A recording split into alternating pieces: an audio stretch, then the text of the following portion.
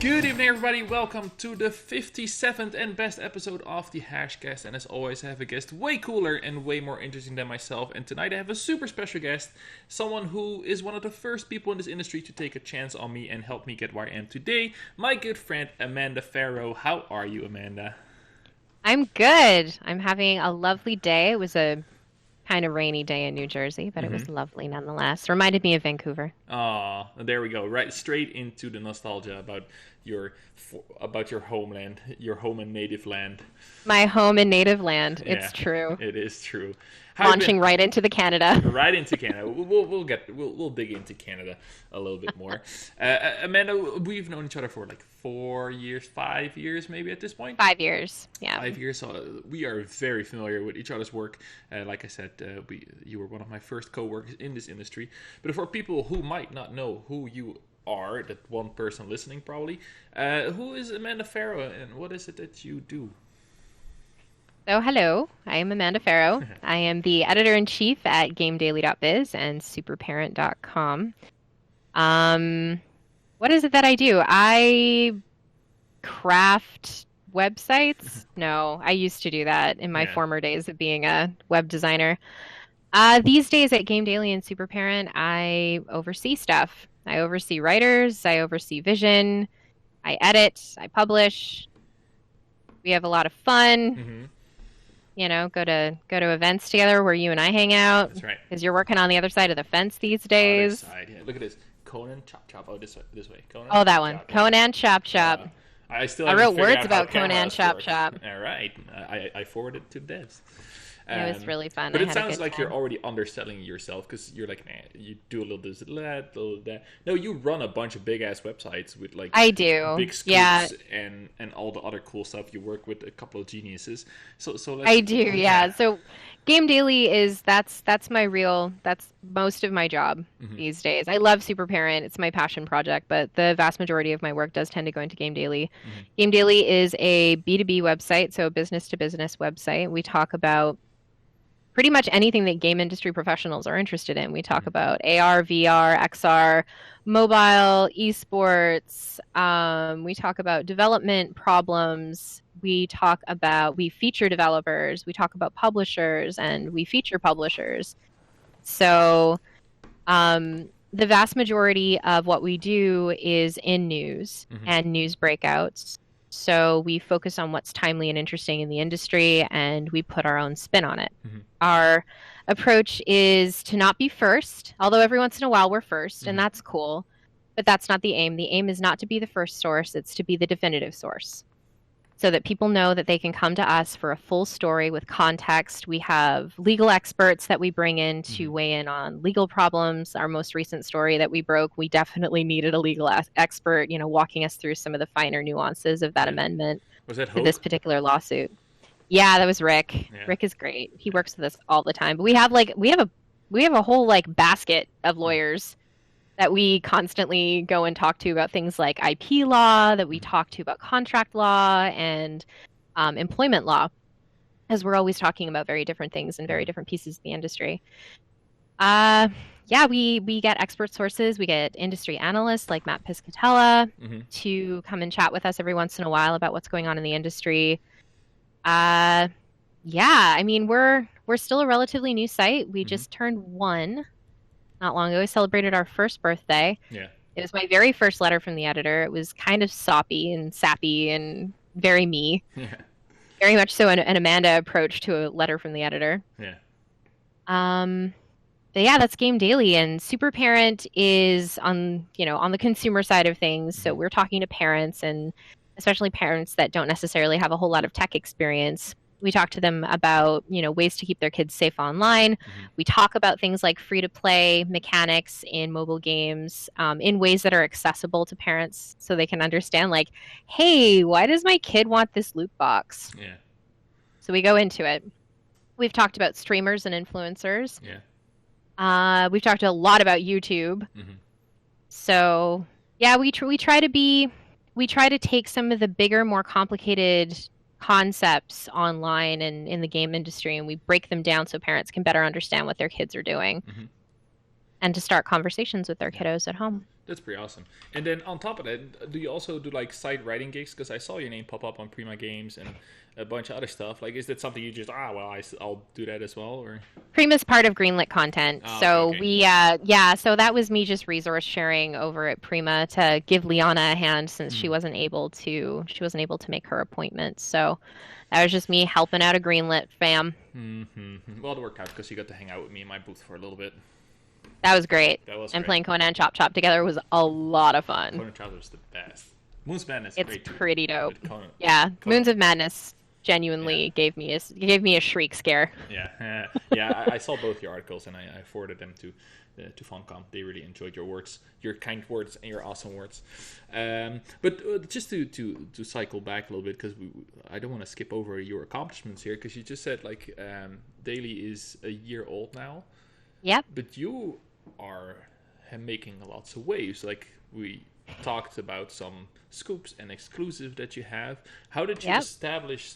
Like you were well known, and I know people you work with are also well known, but still to create a new site in a pretty saturated industry already, how did you manage to position yourself that it took off right away? That you had that, I guess, clout or trust with a lot of your sources, because that is a pretty big deal. It is, and we take that really seriously. The sources that we work with are, we treat them with kindness and we treat them with empathy and respect. That first and foremost, our sources are people, and they are putting their necks out for us. And even if we're protecting their identities, we still need to make sure that we treat them humanely and that we ensure that they're comfortable with the process too. And I've had to kill stories because of sources no longer being comfortable talking about the subject matter, and that's okay too. But in terms of building out something like Game Daily from scratch, we did struggle. There was a pretty significant period of time where we had no idea what we were or who we were, or we were lacking in direction. And the former EIC of Game Daily, who I cannot speak more highly of because, James Brightman is an industry standard. He's an industry fixture at this point. He's been in the industry now, I think, for 18 years, and he's been writing about the game industry specifically for the vast majority of his career. He has taught me almost everything that I know about, managing a website like Game Daily in the way that I do. I wouldn't be able to do this without everything that James taught me. And so when James took a break and he decided, hey, I'm going to go work on the new event series, because Game Daily now has an event series called Game Daily Connect. He went and worked over there. That was great. No problem. And then he's like, okay, but but you're going to take over though, right? And I'm like, I'm sorry, what? Yeah, sorry, what? Yeah. I'm sorry, what's going on here? Yeah. Because I've never run a site like this before. I've certainly never run it from an industry perspective. I've been a journalist now for almost 10 years. I think it'll be 10 years next year. Yeah. So I mean, I've been doing this a long time. I've definitely been around the block, but this was a really big responsibility. So when I sat down and I'm like, all right, how am I going to build this? Yeah. What am I going to do? What if I screw it up? And I go into it a little bit in my letter from the editor. Over on GameDaily.biz's site, and it was about figuring out what our ethos is. And once I'd nailed down, we're not looking to be first, we're not looking to break news, we are looking to be the definitive source. We are looking to create context around complicated, business terms, legal terms, financial terms. We want people to come to us and be like, I totally understand what this story is trying to tell me. And we don't editorialize. We don't have, opinion pieces on Game Daily very often. Everything is framed within context, but it's heavily researched. Everything is backed up by sources, either by talking to people and interviewing people, or going to reputable sources online and making sure that we're doing our research. So once we'd established this baseline of we want to be the definitive source, we're very much so dedicated to taking our time and doing it right, it created this reputation for Game Daily that we were really trustworthy because we take our time. We have no interest in weighing in on what everybody else is saying, what everybody else is doing, because quite frankly, I don't care. which again is a very me thing to do, Yeah. is be an iconoclast and just be like, I don't know what they're doing. Mhm. What do I care? The only time, the only exception to the rule on that was me constantly looking over at Brian Crescente and being like, "Can I peek at your notes real quick? What you doing?" Oh, Brian, his book came out today, R.I.P. didn't it? Variety Gaming, though. He built something really special at Mhm. Variety Gaming, and that was the only place where I was like, look, if Brian's covering it, I should probably keep my eyeballs on Yeah. this. So yeah, it's a combination of establishing a reputation that adequately reflected our ethos as a website, as a news site, I suppose, as an industry outlet, Mhm. and making sure that we're creating content that reflects that. So Yeah. we also, report on culture stuff. We talk about things like, hey, crunch is really bad. Yeah. And we talk to developers about crunch all the time. That's a lot of what we're doing these days is Mhm. making sure that we're asking especially the big developers about crunch. So, and these days we're starting to branch out into more consumer style video game reviews, but Mhm. they're called inter-reviews internally. Okay. Yeah. And they're my brainchild. Yeah. So we do consumer style reviews, and we go out and we interview the game director, or the studio director or creative director or whatever, Mhm. and we get their feedback, and we weave in questions that we've asked them about the studio and questions we've asked them about the game development process, and we pull together criticism and industry context. So that is another way that we are contextualizing something that can potentially be super subjective. Cool. Cool. Yeah, like I said, you're doing so much cool stuff. It's hard to keep up Thank you. with all the things you launch and get good at and master and make amazing. Oh, But I want to also dig into your origin story a little bit, because you just casually dropped that you've almost been 10 years around the block. it has been. How did that start? Because I don't even know what the landscape was 10 years ago, and I've been around for a little bit, but not as long. Like, how? It was different. Yeah. It was a lot different. It was kind of the wild, wild west. Hmm. And the years between 2000 and probably 2014, 2015, it was definitely the wild, wild west. We were all just trying to make a go of it and have some fun. And we're like, we're talking about video games. How cool is this? And Yeah. and being enthusiast press is a trip in and of itself. Hmm. I started working over at Gaming Angels Yeah. in 2010, with our former editor, Candice Hmm. Shane. And Candice was one of the first people in the industry to give me my start. Hmm. So, forever grateful there. Yeah. So we worked together there for a little while, and a lot of that for me was doing tabletop reviews. I was their wargaming editor, so I talked about Warhammer 40K a lot and a lot of, Games Workshop stuff, and I did game reviews. My very first video game review was for Heavy Rain, Oh wow. Yeah. 2010. I remember that. And it Game. wasn't Yeah, yeah. I had a lot of very positive things to say about the game, even though I had a lot of challenges with it. I mean, nobody really wants to press X to Jason, but I did it a lot. Fair enough. Fair enough. But So that's how I got my start. yeah. Yeah, and like we're gonna go over those 10 years, because there's a lot of questions I have on all the cool stuff you did. But I always ask the question, like, why video games? Because people have a lot of hobbies in their lives, and video games, for the people I talk to, obviously, because I don't get a lot of fishermen on the show, like that's the one that sticks, right? That's the one hobby that Yeah. sticks, and it goes for the people on this show at least beyond. I like playing video games, and that's the end of it. Like, what made you go so hard on this that you were like, oh no, I want to do journalism about it. I want to write about this. I want to put my voice around this hobby of mine. Like, what was the trigger there? So I've been a gamer my whole life. My dad's a gamer, my brother's a gamer, my partners are gamers, Hmm.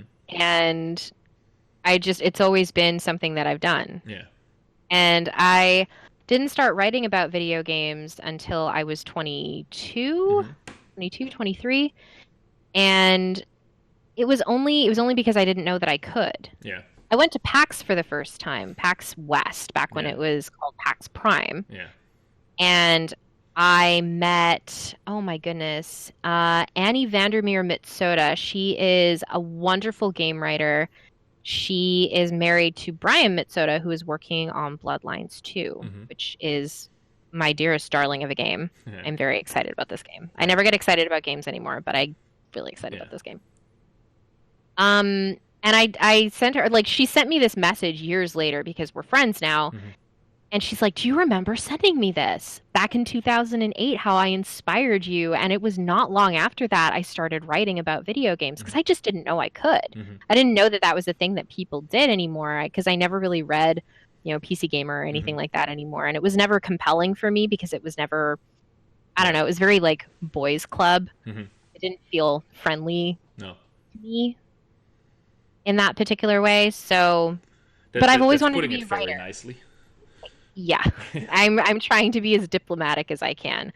Those Canadian roots, they are deep. Even though I live in New Jersey now, they deep. So I've always wanted to be a writer. I've always written, I guess, since I was younger than my youngest son. I just always carried around a journal, a notebook. I told my parents I want to be a journalist when I grow up. And I ended up going to school for computer science, so bully for me. But it also means that I speak developer, so that's also very helpful when I want to get technical with devs and talk about engines and what's going on under the hood. But I love talking about video games, and more importantly, I really like talking about the industry, and I really like talking to developers. And the work that I do, especially at Game Daily, has allowed me to not just grow as a writer, but to grow as an interviewer, to grow as a critic, and to grow as an industry pundit, really. And I never really considered myself an industry pundit because I was like, what is this? I'm not Jim Sterling. Like, no. But no, I mean, I do know my stuff. So video games to me is just, it's such a robust and interesting, multifaceted industry that marries so many different kinds of disciplines and pulls them together into somehow one cohesive package that creates these beautiful, wonderful games, these landscapes of mastery that I can't wait to dig into. So I said to myself in 2010, I was like, why not write about games? Why not do this? I can do this. I'm a good writer. And let me tell you, going back and looking at some of my writing from 2010, girl, it ain't good. It ain't good. Even looking at my writing even a year ago, I'm constantly like, I can even listen to my own episode from last week without going like, oof. Yeah, we're our own worst critics. Let's be real. So yeah, video games to me are just like, it's always been a part of my life, and I've always been a writer, and being being a journalist is something I've always wanted to do. I just didn't end up going to J school. But I, follow the tenets of everything that I've learned about being a journalist. I don't editorialize. Everything has context. My job is to present a story and let the readers make up their own minds. Well, it's still interesting because it's one thing just I want to write about video games because you can do a blog, you can do whatever. Totally. Not really an audience in mind. But if you and I did do that for a long time. I had my personal blog where I did video game criticism here and there, but it wasn't until I started writing for Mashable. Actually, Mashable was my first really big break. Tina Amini, who is over at IGN, she's their editor-in-chief. She gave me my first big break. I ended up writing about Watch Dogs 2 and hacktivism. Cool. That was going to be my follow-up question, actually. Wait to take the wind out of myself. No, just kidding. Sorry, that's what I'm here for. No, but because like I said, you can write as a hobby, but to make it a career, that is a wall you can slam your head into for years and years and years. And I did. Yeah. So how was it? That path for you? Because it can be very discouraging. If you have in mind, I want to do this for... If you want to do this for fun, you can do it for years without ever getting a paycheck. But if you are And I did. Yeah. But I know did for a long time. You were probably okay, now it's time to start to build with my skills. Yeah, okay, so I worked in web for almost 15 years. I was building websites from the time I was 15 years old, and I closed my business at 29. And my business was 6 or 7. 6. And I was like, I'm done. I don't want to make websites anymore. I don't want to go work in web design. I don't even want to be ops in web design because I had a very brief stint working as operations Yeah. management at a web studio in Vancouver, and I just didn't like it. I was like, I'm done with this. I Yeah. don't have any desire to do this anymore. Client Yeah. work is not for me. Yeah. I think that's about the time that we met. Yeah, it Yeah. was a little bit before that. Yeah. So you and I met, I think it was like 2014, we started talking, and I Yeah. closed my business at the tail end of 2015. Yeah. And I jumped into full-time writing halfway through 2016. Yeah. Makes sense. Yeah. So Yeah, that's about it the time. wasn't, Yeah. yeah, and I didn't really hit my stride until 2017. Mm-hmm. And that's when I landed my first opportunity at Mashable. And it Mm-hmm. took me months to really Yeah. get there because I was really nervous about pitching. I didn't do Pitch Jam. Yeah. Pitch Jam is great, by the way, Yeah. when they do run it. It is so incredible. I was one of the mentors last year. I loved it. Yeah, highly I had recommend it. so much Anyone fun. listening that wants to learn more about writing Pitch Jam, put it on your calendars. Put it on your calendar. Yeah. It's great. Writers and editors like me that are, either very old school or we're established and we've Mm-hmm. been around for a while, we give valuable feedback on pitches and ideas and help to refine. And every once in a I think I picked up one of the Pitch Yeah. Jam pitches for Game Daily. That's I pretty think good. I might have. Yeah. I make lots of really cool connections like Yeah. that. Pitching is the So, worst. yeah, pitching is the worst. And that's Yeah. what I sucked at. Yeah. I was so bad at pitching, and I had to keep going back to editors and being like, what don't you like about my pitch? Give me feedback. I know you're totally slammed. Yeah. But yeah, then in I think it was 2017. It was April of 2017. I got my job at Mike.com, and Mike isn't really around anymore. They were Mhm. purchased by Bustle. It was a big problem, but I worked at Mike.com. It was a wonderful job. I had a Mhm. great team of writers. It was anything Mhm. but objective. It wasn't actual journalism. It Yeah. was very subjective, very, social justice oriented. And I didn't have any problems with that because, I'm Canadian. I'm very left leaning. I'm Yeah. super progressive. So it didn't really bother me, but Mhm. it wasn't necessarily my life's work. Mhm. You know what I mean? Yeah. They folded my vertical in 5 months, unfortunately. So I ended up losing my Pivot job. to video. The pivot to video, which is not a story I'm telling because that'll just get me all revved up and not in a good way. Look at me pressing buttons. Grr, pivot to video. Boop, boop, boop, boop, boop. Yeah. So yeah, after that, I took a pretty long break Mhm. because I didn't know what I was going to do. Because you And moved to the US I did. for maybe not for this job, but that kind of happened at the same. That It was worked out around that it. way. Yeah. It just kind of worked out that way. So when before that started, I was like, what the heck am I going to do? Because I was doing a little bit of criticism on my personal blog. I was writing a little bit for Polygon. But I wasn't really getting anywhere. I wasn't feeling the whole freelance thing. Mhm.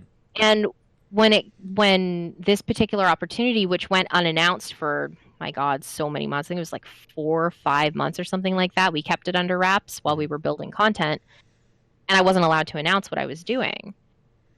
So when I interviewed for the job and I talked to James Brightman for the first time, there was such great synergy there. Like I hesitate to use such a corporate buzzword, but it really was. It was really great energy between us, and we had so much fun talking about the industry. And he's like, "You really know your stuff, don't you?" And I'm like, "Yeah, I've been doing this a long time." He's like, "Well, why haven't I read any of your work?" Well, because I've been working on niche consumer sites for the last however many years. I didn't start working on the big stuff until recently. So yeah, and then after that, I got brought on to Game Daily, and then I took over at Super Parent and took over at Game Daily legitimately. Mhm. So that's my origin story. It's long. Well, it's a good origin story because I think a lot of people listening who have aspiration to do what you do can definitely take a couple of notes out of your career. I always say like it's good to have a success story like that, but it's hard to replicate, right? You can't just It is really follow hard. the same beats. No. So what do you think? You have to be you. Yeah, exactly. But what do you think were a couple of those flavor makers that you own that helped you be successful? Like what key aspects of you as a person? Because I think a lot of this comes down to being you as a person helped True. you get where you are. Well, I have been told I'm very friendly. You are. and I am very welcoming. So lots of people enjoy working with me. So that includes PR people and developers and publishers, and people like working with me. Mm-hmm. It's not because I don't ask hard questions, because I ask brutally hard questions in Yeah. interviews. I do not pull my punches. No. And I don't soften any blows for anyone. I don't care if you are the CEO of Take-Two, whom I've interviewed. Yeah. You know, or you're a teeny tiny indie developer. I mean, I'm more likely to go easy on the teeny tiny indie developer. Let's be real, because I love me some indies. Yeah. But yeah, like I think that being friendly and easy to work with has been one of my hallmarks. I'm also incisive, which allows me to ask those kinds of cutting questions without crossing lines, I guess. So, and being insightful and just kind of devouring any industry information that gets sent my way, where I'm just like, nom nom, I love numbers, you know. Love to know what quarters are doing. Yeah, fair enough. What are big companies up to? You know, like constantly learning stuff. So voracious appetite. And the last thing is ethics.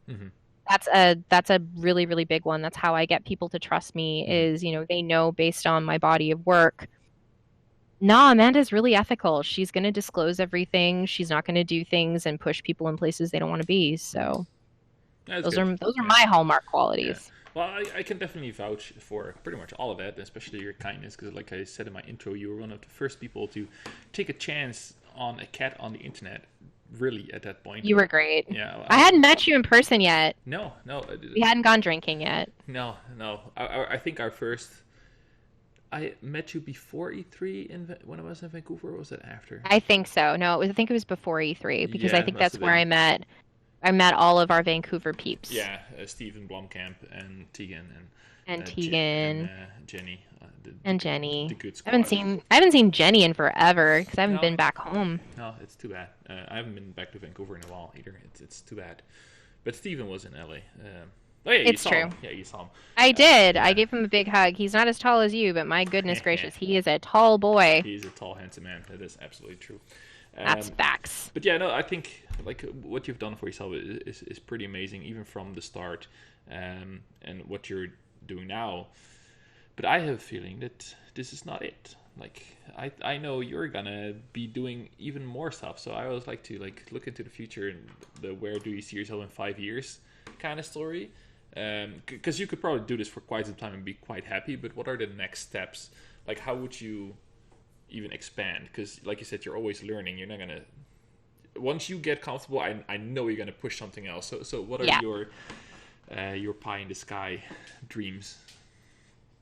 Well, I mean, where I am, you know, I'm running the site, but I'm not my own boss. And it's, as much as I really appreciate and respect greenlit content, especially John Benjamin, who is, you know, the CEO of greenlit content. Although I don't know what's going on with that, because we were just acquired. So that's we were acquired by Rect Esports. Okay. So I don't know. I don't know how long that's good. Yeah. I don't know what's going on there.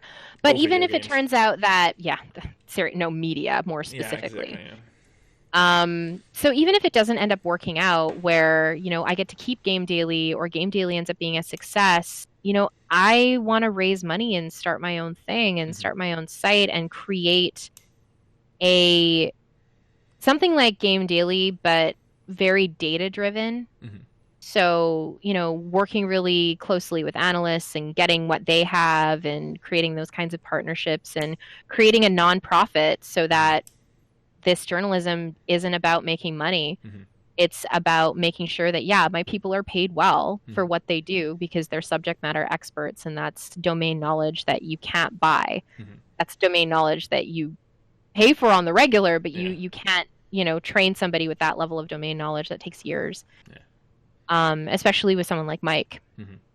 And for people that don't know me, you know, Mike Footer is my partner in my personal life, and he is also, you know, my sometimes newsroom chief over on Game Daily, and creates some pretty exceptional content over on GDBiz, and he writes on Super Parent as well. So, but I mean, that's the domain knowledge that you can't pay for. Yeah. You can't buy it out of the box. It has to be made over a number of years. And Mike's been doing this almost as long as I have. Mm-hmm. So that would be what's next for me, is cracking the nut of what is going to make media go, games media go, because everything is based on ad revenue. I mean, Game Daily isn't, because we have a parent company, so it's a little different for us. Mm-hmm.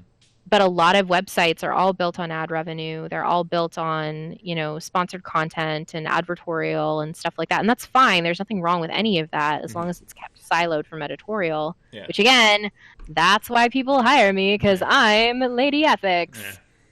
But yeah, like I think that's probably the next big thing for me is, look, if this doesn't end up working out, if God forbid something happens to my job or something happens to any of this and we lose it overnight, I'm not going to sit still. No. I'm going to go raise money. I'm going to go do my own thing. I'm going to get a bunch of philanthropists in New York to give me their money, and I'm going to go build something new and different, something that the industry has never seen before.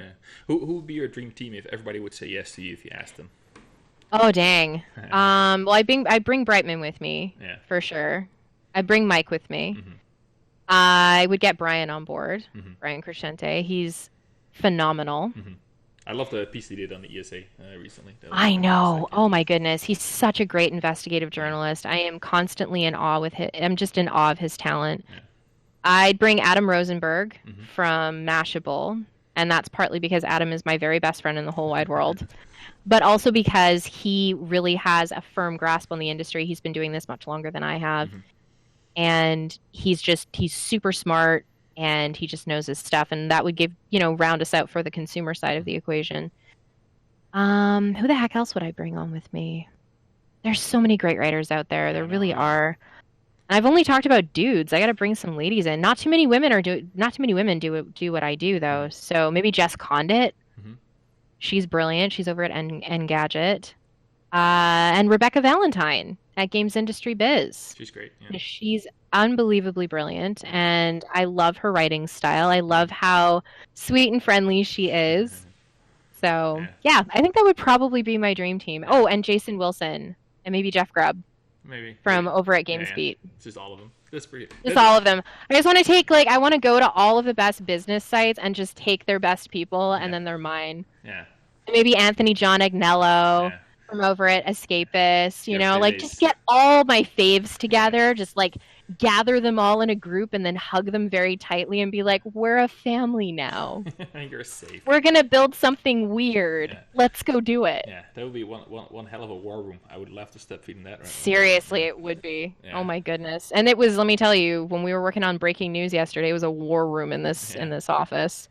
Yeah, I can only imagine. That would be good. Well, who knows? Who knows where you'll show up? If people are listening to this and like, oh wow, those are some solid names you're just punching out there. What are things you would look for in a brand new writer trying to make names for themselves? Oh, I love this question. Because I did this already. One of my very favorite writers, and I tell him this all the time because it makes him blush, is Sam Desitoff.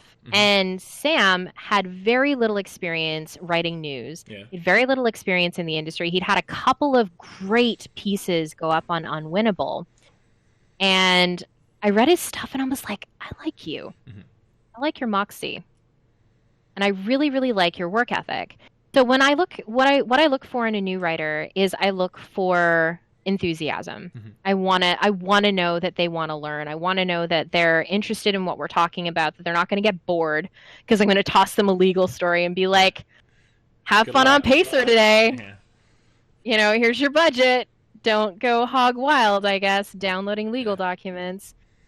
But when I hired him on to come work on our team, I really, really wanted somebody who had a great voice already and was already a strong, intuitive writer. And that level of intuition is not something you can teach. It's just something that you're born with. Sam gets it. He gets it, in his gut. And I can't teach that. And all I can do is nurture that. And so over the last almost year, because Sam's been working with me for almost a year now, Sam has become an exceptional writer. I mean, he was already very good when I got him, but he was green and didn't really know anything about the industry. Now, if you go to Sam and you throw some numbers at him and be like, all right, Sam, I need you to make sense of these numbers. I need you to go out and talk to analysts for me. Go out and talk to Super Data, go talk to MPD, go talk to, you know, DFC Intelligence. I want you out there, hit the ground running. You know what to do. Away you go. And he'll do it. Mm-hmm. I don't have to give him any more direction than that other than say, talk to analysts. You know which ones to go to. You're connected. Bye. Mm-hmm. And he couldn't do that at the beginning. None of my writers could except for Mike. And obviously, well, it's Mike. Yeah. So yeah, he's been around. Mike is an industry legend. I mean, he's been around for so many years. Yeah. So yeah, that's really what I look for in new writers is I'm looking for enthusiasm. I'm looking for the excitement to learn. I am looking for a spongy mind so that they just kind of absorb everything in their brain. And I don't have to teach them too much because they're going to go teach themselves. And they're intuitive writers, so they know exactly how to frame a story. They ask for help along the way, but they have an intuitive idea of like, okay, well, what does a good story entail? Yeah. You know, not just talking about, you know, those old tenets of what goes into a news story, you know, the W's and everything like that, the who, what, when, where, how, and why. You know, but yeah, so that's really what I'm looking for in new writers. Is that something like where platform doesn't matter? Because sometimes I see people post online saying like, well, I wish I could do this, but first of all, I'm just another voice to the noise, and I don't have a platform to write on anyway. Neither did I. No, exactly. My opinion is like, dude, anyway, on a site, because you never know where it comes. But does that matter to you as an editor, where people wrote, or is it what they wrote? It's what they wrote. That's what I care about. I don't necessarily care if you've got a big fancy byline somewhere. It's helpful because it was easier for me to bring back to Brightman and be like, look, Sam's been published over in Unwinnable. You know, like Unwinnable has a really solid editorial team, and I trust their direction. Yeah. So I mean, there's that, and also look at the samples that he sent us. Yeah. So I don't care where you've been published. Not really. If you're maintaining your own blog and if you're faithful, you're updating on the regular, you're giving me new and interesting things to look at and to read, and you're giving me an idea of what your process looks like because I can see you improving week over week or day over day if you're a daily writer, which if you are a writer, you should be writing every single day. Yeah. Says the woman who doesn't take her own advice. Yeah, well, it happens. I edit every day. Does that count? No. Well, there's a big difference. I think there's also a big difference between working for yourself and working with an editor, because that is like will take your skills to a whole other level. It's true. And the first time you get your heart ripped out when you see someone take your story apart and make it better. No. And like, is it still me? Yes, it is. It's still your thoughts, but that's something people probably have to get used to. But I know you're a very gentle, well, not gentle is not the right word, but you're a good editor. Yeah, exactly. Yeah, I'm tough but fair. That's how all of my writers on the news team describe my editorial. Is I'm never going to go to you and be snappy and barky. I'm going to say like, look, all right, we had a miss today with your copy. We have to have a conversation. We're going to keep it quick, and let's make sure we don't do this again. Here's where you went wrong. Here's where I need you to improve in the future. Here's what is working about the piece, so keep this. You know, but yeah, I'm tough but fair, and it's still a process. It's still, you know, it still stings sometimes. I know it stings for me every once in a while, and I've been doing this for such a long time. But remember the first time that Mike edited my work, and that was, you know, before I really cracked into the industry. I was like, dang, is this what it's like to work with like a real editor? Like, this sucks. But also at the same time, thanks. Yeah, it does help. It does definitely. It really does, and it's difficult to. It's hard to be a good writer. It really is, because it's craft, and you constantly have to be working at it. But it's really, really, really, really, really hard to be a good editor, because you have to have that 30,000-foot view, and then the 10,000-foot view, and then you got to be like right down in the trenches, and it's tough because you got to account for a lot of things like tone, and you got to make sure you're editing for grammar and clarity and flow and. Does this story actually make friggin' sense? Yeah. Is it compelling? You know, things like that. Sprinkle a little SEO in get a little bit of SEO up in that. You know, we're good. We don't worry about that so much on Game Daily because we're not super SEO friendly because we're writing about industry stuff. But so that means we're not competing with a ton of other sites. We're competing with a very small pool of sites, and you know, we like most. Actually, I can say with confidence, I like all of the industry sites that are out there. They have really good people working there. Yeah. Well, that's awesome. Like, Like I said, like I'm so proud to see all the things you've done so far, because I've known you for a while, and just to see you grow and touch anything, and everything you touch turns into gold, which is a very good quality to have, I guess. When it comes to building stuff in this industry, which is pretty competitive and pretty saturated. So, True. You are definitely a blessing in the industry. Oh, you're gonna make me cry. That's what I do. It's gonna be E3 all over again. I'm gonna cry all over you. Exactly. That's what I do, right? But we've talked about Boss Lady Farough for a while. I want to talk about Amanda, the super kind person that I know as well.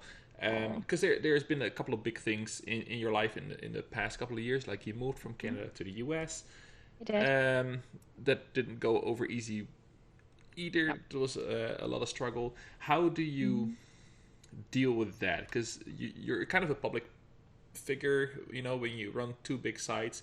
You have to deal with your own shit as well. How do you balance that? Because every time I see you, I think you kind of have the reputation that you have with me is like you're like an open book. You're when things go well, it's well, but when things go bad, you don't shy away from that either. But how do you work with that in a public position like that? I steer into the skid, to be honest. Yeah. Like this is me leaning into my Canadianness. You know, when I learned how to drive, I learned how to drive up in the Rocky Mountains, and you know, that's so prototypical. It's prototypical Canadian growing up. Like, I'm going to learn how to drive in the snow and the ice, and learn how to go around this corner by pulling the e-brake and popping my car into neutral. So, but no, don't do that. No, it's dangerous. You should not do that. But also, I did that. Yeah. At maybe 17 years old. It was a long time ago. I was a dumb kid. Don't blame me. So for me, it's about staring into the skid, truly. So if I'm in a place like today, specifically, like I was like, oh my God, I'm so tired. I'm dying. Every part of me is feeling on fire, and I'm overwhelmed and freaking out. And I'm going to put my noise canceling headphones on as I commute into New York. And I shared that. You know, I share the really good stuff, but I also want to make sure that I'm sharing, you know, this stuff that's going to get people to be like, oh, dang, her too? Yeah. Really? She goes through these struggles too? I'm not shy about talking about my bipolar. You know, that's something I've always been pretty okay talking about, even though that is a significant portion of my struggles, is having, you know, a pretty serious mental illness. It's under control. Yeah. We good. I mean, I'm not struggling to get out of bed in the morning, and I've got 4 kids I have to look after. So, you know, there's that. But the other portion of it is not just telling those stories, but making sure that I'm giving myself a break when I fall apart. Yeah. And I fall apart. I do. I'm human. I sometimes fall apart publicly, and that's okay. And I invite people to look at those struggles online and be like, oh my God, Amanda had a bit of a meltdown online today. Like, she's screaming into the void again, you know, but find themselves in that and be like, you know what? I've been there. And it's good to be seen. It's good to be witnessed. And I know that when I was in my 20s, I loved seeing what people were going through, because it's like, I don't feel so alone anymore. I don't feel so singular and weird and messed up. I have someone that I can look up to that can be like, oh yeah, no, it's going to get better. Everything's going to be okay. You're going to be okay. Yeah. And now I can be that person. I can be the person where I'm like, look, shit's bad right now. Yeah. It's going to get better though, because it always does. And I'm going to show you how I get better through it, because I'm going to document it so that you can see. You know, making sure that people don't feel alone is really important to me, because there's a lot of lonely people out there. Yeah, but like that is a great service, I think, that you're delivering to the internet community at large. But it also, why you, right? Because a lot of people could do that because you open yourself up to a lot of crap, and I know you've been around the block when it comes to internet abuse as well. That's true. And yet here you are. Like, how big is a drive for you to keep doing what you do? Because I would probably have pulled the plug on that kind of openness online by now. I don't know. I think that because I work on the industry side of the equation, I don't worry about it as much anymore. I'm not talking to consumers. I'm not talking to gamers. I'm talking to developers. Yeah. And I'm talking to industry professionals and narrative designers and stuff like that. Like, I'm talking to the people that I know are going to respect the work that I'm doing. So I'm not so much worried about opening myself up online. The big issue for me tends to be around my appearance, because I am a public woman. Mm-hmm.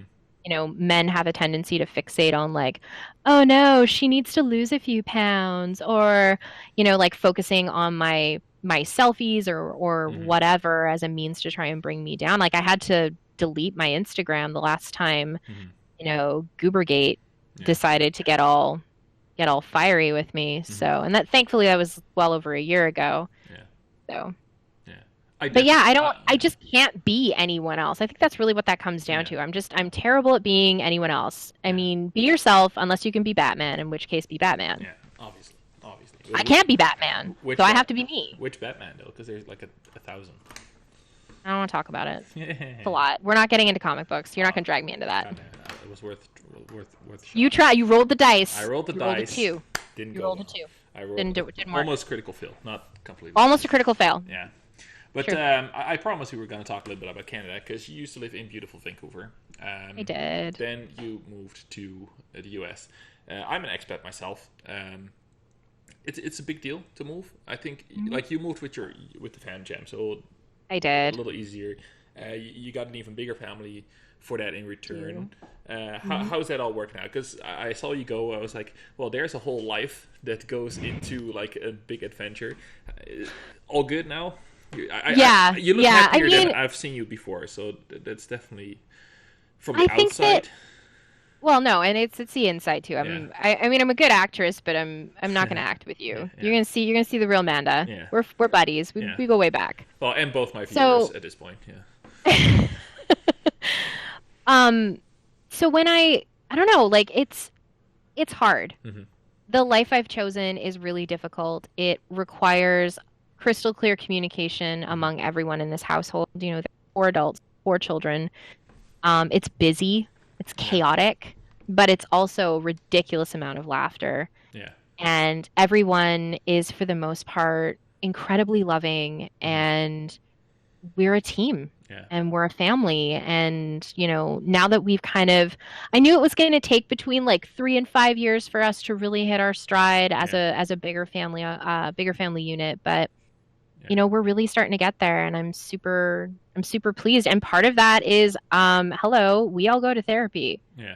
We all get our stuff sorted out by a professional so that we can come back together and be like, oh, I'm a healthier human being. Yeah. Maybe I can be a better partner. Probably need to add some context to it because I'm going to this conversation knowing the whole situation.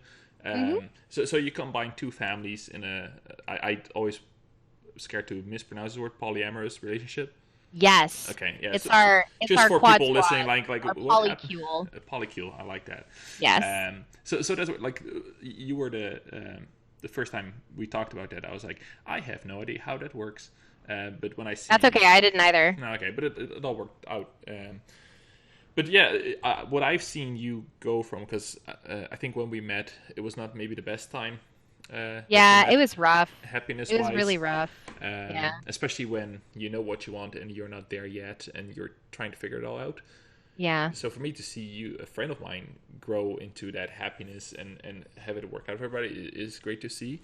But I'm just be curious, like how that process worked, because there might be people listening like, oh shit, I didn't know that was an option. How does the whole polyam thing pull together? Well, I mean, my husband and I have been together for 14 years this year. We have 2 biological children together. We have an almost 8-year-old and our 6-year-old, who is an agent of chaos, and I'm 99% sure is a supervillain. Yeah. Or she might be a supervillain if her science experiments go wrong. Seriously, V is just she's wonderful, but she's my maniacal freakazoid, and I love her to bits. So we've been together for a long time. Our partners, Mike and Danielle, have been together for over 20 years, and they've got 2 kids together as well. And Mike and I met online, and we were really close friends. We were really good friends, and then we're like, oh, uh-oh.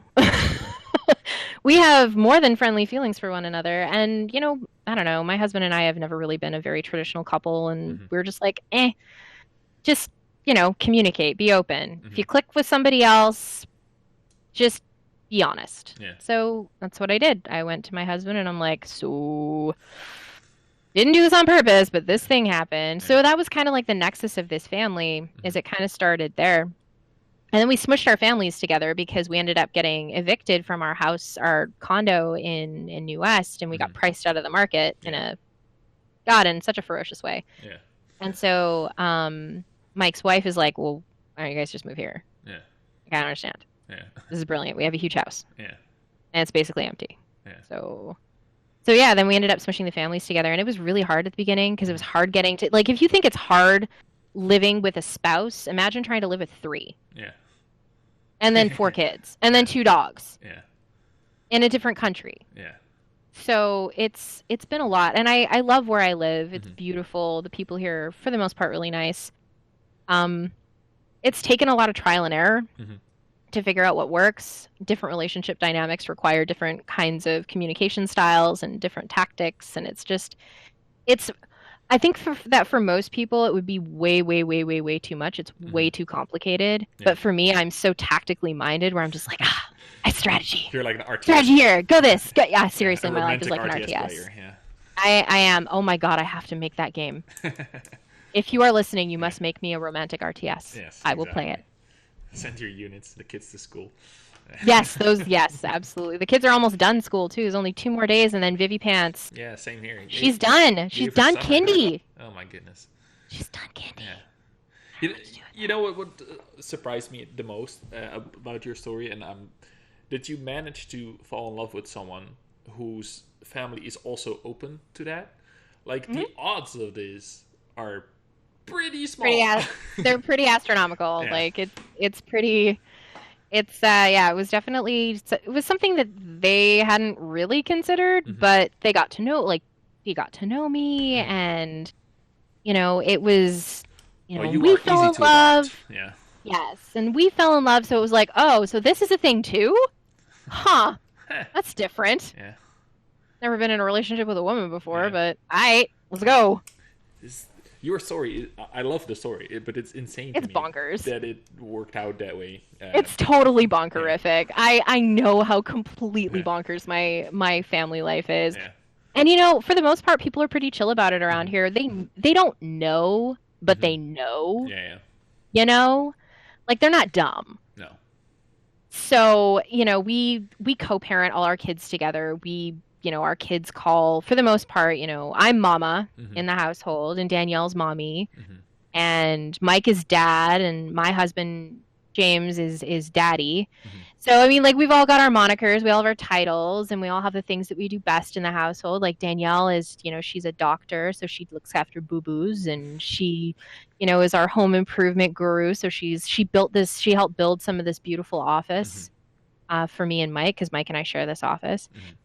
My husband is all about quality time. He's our resident tabletop gamer. He plays tabletop games with the kids every day, and they're very strategic and tactically minded because of their dad. And Mike keeps us together. He's our logistics man. If it wasn't for him, our whole household would probably fall apart. He keeps us running. He keeps us chugging in the right direction, and we're just like, Mike, where are we going today? What's going on? What are we doing? Who's taking the kids to school? Who's got the car? What's happening? Yeah. Mike knows everything. Yeah. He just spins me in a direction and says, that way. Well, that's good. Go Mike. Right? Yeah. And then my function in the household is to be the emotional support. Yeah. So anytime the kids have, a challenge at school and it's around interpersonal issues, they come to me, or if their feelings are hurt, or they're just like, I don't know how to communicate how I'm feeling. And so we just, we pull out feelings together, and that's my thing. Yeah. I'm the feelings mom. Yeah. It's amazing. Danielle is the kissing boo-boos mom. I am the feelings mom. There you go. It seems like it's a very well organized machine. It is. It has to be. Figure it out. Yeah. And the kids are really happy. They're way happier in this configuration. They have more siblings. Yeah. Our eldest daughter always wanted a sister.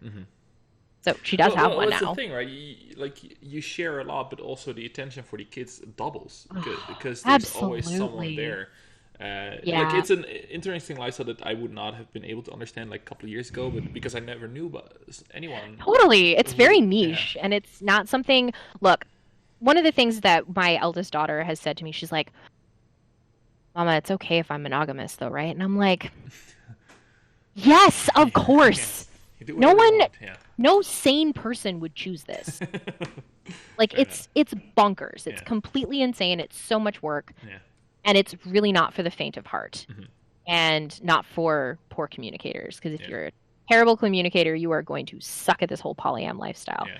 But, I don't recommend this. I don't go around being like, you should be in a polyamorous relationship. No. You should open up your marriage. Yeah. No, that doesn't work for everybody. It No. worked for us, Mhm. but we're not everyone. We're Yeah. weird. Yeah.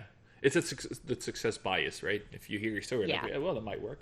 Yeah. It's like not for talking to a lottery everybody. winner. Just like, you know what? Do what's right for you. You know who you are in your. I know I've always been this person in my heart, but I just didn't know how to be this person out loud. Mhm. So now that I'm this person out loud, it's just like, well, of course, this is my life. Yeah. Yeah. Well, I love that story. It's just Thank too you. great, especially because it seems to bring so much happiness to at least like your life. I know you the best, I guess, out of all of them. Mike, I know through you, but he always seems like having a great time. So. Well, he was, Mike was very different when I first met him. He was pretty upset and kind of angry all the time. And Mike now, I mean, you look at his social, and he is for the most part, a very decisive professional Yeah. when he's in professional mode, but he's a very loving man. He's Yeah. very friendly and very approachable, and he'll talk to anybody. That's part of, me coming into his life and softening him up. It's like, I'm the West Coast Canadian girl, and Yeah. he's the East Coast boy, and Yeah. kind of softening him up a little bit. Same thing with Danielle. She's a very East Coast girl. She just needed a West Coast girl. It's fine. Well, that's Cool. fantastic. That's fantastic. So Yeah. we talked about a couple of the big things, like your amazing professional side, your very interesting, The word is bonkers. yeah, the Bonkers. bonkers, your personal side. So I can see how people look at your life saying, "Oh, she got all her shit together." So what would be the life tip? What would be Amanda's life tip for a happy life? Stay nimble. That's good. Yeah. That's probably my biggest piece of advice. Stay nimble, listen to your gut. Because your intuition, your gut's never going to lead you wrong. And if you remain nimble, it means that you can move in different directions at any given time, and you're going to be fine no matter what. Yeah. It means that, hey, sometimes that rug's going to get pulled out from underneath you. You're going to go tumbling and flying down a hill somewhere. But you know what? If you can stay nimble, you can get back on your feet really quickly and get right back up on that hill. Cool. I think that's good advice in general. Thank you. So I have one more big question out of you that hopefully you've been able to give some thought in the 2 hours that I gave you to prepare for the show. I thought I sent that email, but it was in my draft. Don't worry about it. It was fine. Yeah. I didn't really need to prep. I've been asked a lot of these questions before, Yeah. so we good. I figured.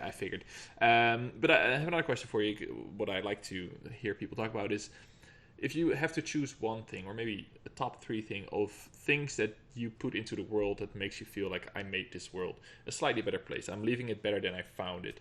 Like, what would you choose? And it doesn't have to be work related. It can be family. It can be whatever, a tiny thing. What makes you feel like, okay, this is my contribution to planet kids. Earth? Yeah. My kids. Honestly, my kids are the greatest contribution that I can give to the world. My children are not perfect, obviously. They can be straight up hellions. But I'm raising a household of kids that are emotionally mature, and they will be able to go out into the world and be like, you know what? This social construct doesn't work. Yeah. This does not serve the greater good. This does not serve society. This is not doing what it's supposed to be doing, and questioning and going out into the world and making sure that they're always leading with empathy and kindness. It's our biggest rule in this household. It's the don't be a dick rule, but I can't use that language with the little kids. So it's always about, look, I don't care if you're beautiful. I don't care if you're smart. I don't care if you are incredibly talented at music, at sports, whatever, at art. I only want you to be kind. Yeah. That's the only thing I care about, is when you leave my house, I want people to know that you are my child based on the fact that you are kind.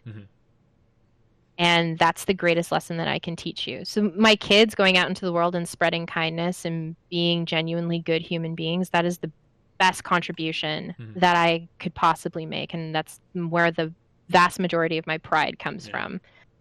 Well, is my little ones. Yeah, that's a perfect answer right there. Like, nothing to add to that one. Dear Lord. It's true. And the other thing that, I'm really proud of that I've kind of fallen out of step with is the Constellation of Writers, which is something I spun up before I got my position at Game Daily. And it was a community of freelance writers. It still exists. It's just I'm just not active in it anymore because I just don't have time.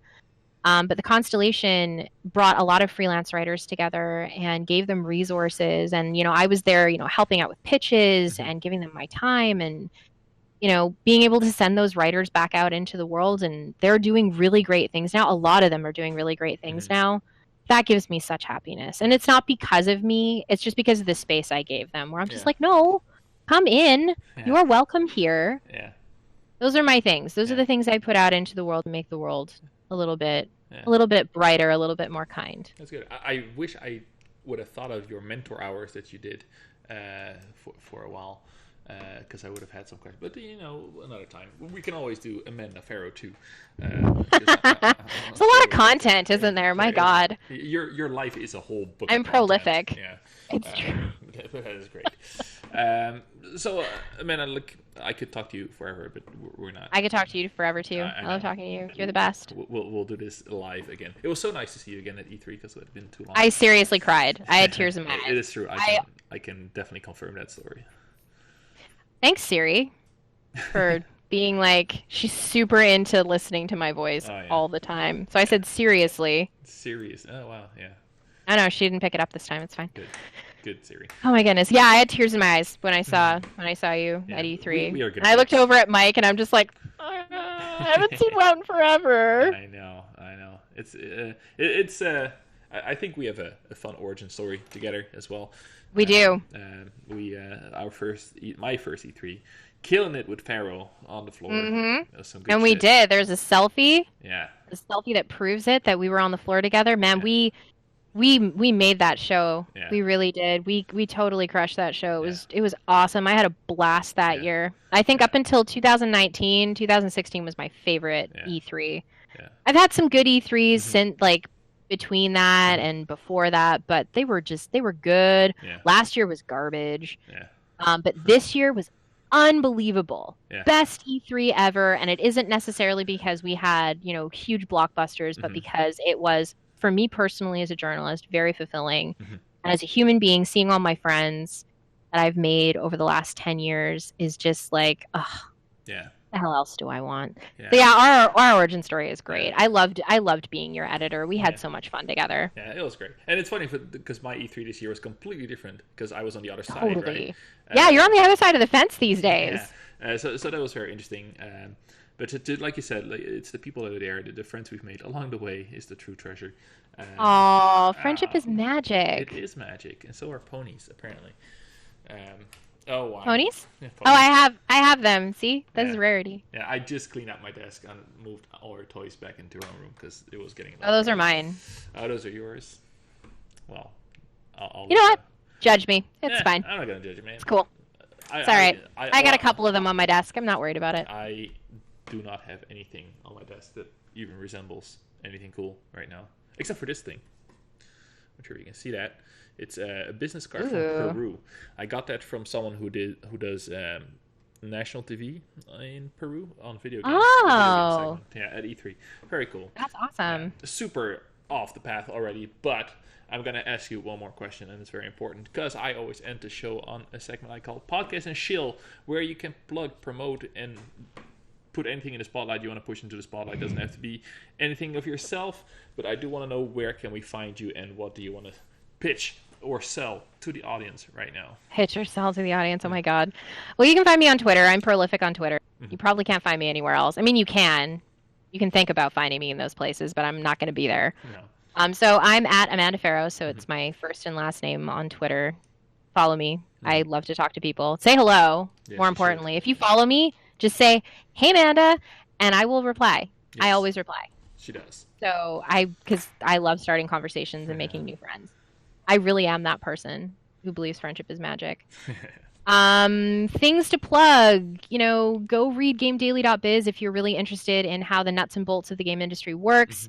We've got a really amazing exclusive that will be going up tomorrow that I can't talk about because it's that big. Yeah. It's the biggest exclusive we've ever had. But by the time this goes up, that story would have... It's probably already there then. So, I mean, then go to gamedaily.biz, read our cool exclusives. We are constantly dropping interesting news. If you're a parent or you know parents or you're an educator, go to superparent.com. We have, great news and reviews. We do, first looks and let's plays of the latest video games that are kid friendly. We go all the way up to teen as well. And we do board games and, tabletop RPGs and stuff like that as well. So that's lots and lots of fun. Other things I want to plug. I don't know. I really want to give all of my industry people lots and lots of love. If you want even more understanding of the game industry, gamesindustry.biz is fantastic. That's where Rebecca Valentine works. She's amazing. Read all her stuff voraciously. Games Beat, which is a vertical adventure beat, incredible, run by Jason Wilson, who is a dear friend and just such a wonderful human being. Gama Sutra, if you want to look at what developers are doing and you're curious about their projects, Gama's always got something. They run GDC as well. Who else am I missing in this nonsense? I can't plug Variety Gaming anymore because Variety Gaming's dead. Down, yeah. Which is too bad. The content is still there though, so if you want to go back and take a look, I was talking about Brian Crescente. If you want to go back and take a look at, Brian's stuff, Mike wrote on Variety. He had a column called was it called In Game Economy? It might have been. It was a business column. It was fantastic. And I'm also going to plug one more thing, which is my partner's books. So the Game Dev Business Handbook, Mike's book, that was his first book that came out in 2017, I think. Was it 2017 it came out? Might have been last year, actually. No, I think it was 2017. 2 years ago, yeah. Yeah, I think it was 2017. It's phenomenal. Gives you even more context about what goes into making a game, how to, more specifically, how to build a business around making games. And the Game Dev Budgeting Handbook came out not long ago. And that's all about, setting up budgets for your business and making sure that you have enough money to pay your people and how much money you're going to need for things like how much does voiceover cost and how much does music cost and what do you think localization is going to cost? Things like that. And all of these are done with signature mic interviews with some of the most brilliant minds in the industry. Including that's everything. My boss, Tom. It's true. Tom Ola is in there. Yeah, he's in there. He's good. Yeah. He's good stuff. And Steph Tinsley's in there. There's some really phenomenal human beings in there that he's interviewed over the years. So I'm definitely plugging his books. Yeah. And I'm doing it totally shamelessly. Oh, you should. Because I love those books so much. I haven't actually read the Budgeting Handbook. Don't tell him. Actually, he knows that I haven't read it. But I've read the Game Dev Biz book over and over again. So yes, that's everything I'm plugging. I'm going to plug all of the incredible work that my colleagues are doing. I'm going to plug our work and plug my partner's work. And I don't have anything to personally plug for myself. I don't know. Follow me on Twitter. That's good. Solid. I don't have a SoundCloud, so I don't know what to tell you. Yet. Solid shill, Amanda. Very solid shill. Appreciate that. And I guess if you're listening, you have no idea why. Well, I am the Hashtagonist, and this is the Hashcast, where every week I have an interesting video game industry guest, mostly some outers as well, and we talk about all kinds of stuff like careers and that poly-am life. That is the first time on the Hashcast, but it was that poly-am life though. Yeah, let's go in the tweet, that poly-am life. So if you're still listening, I cannot close out the show, but thank you so much, Amanda, for coming on. I really appreciate it on pretty short notice, but we've been planning this for a while, I think. We have. Yeah. It's true. Yeah, so and I was totally prepped for it. It was like, no, I'm here. Let's do it. You just point me. So you pulled a mic. You pointed me in a direction. You said, "Man, to go that way." And here you are. I went that way. I liked it. And it I'm very good at taking direction. Perfect. Great episode. So again, thanks so much for showing up, and this will be up soon. And if you're still listening, thanks so much too for listening to me ramble and Amanda sound all smart. And we'll be back again next week. We both sounded smart. We are always very smart. See you next week. Bye-bye. Bye.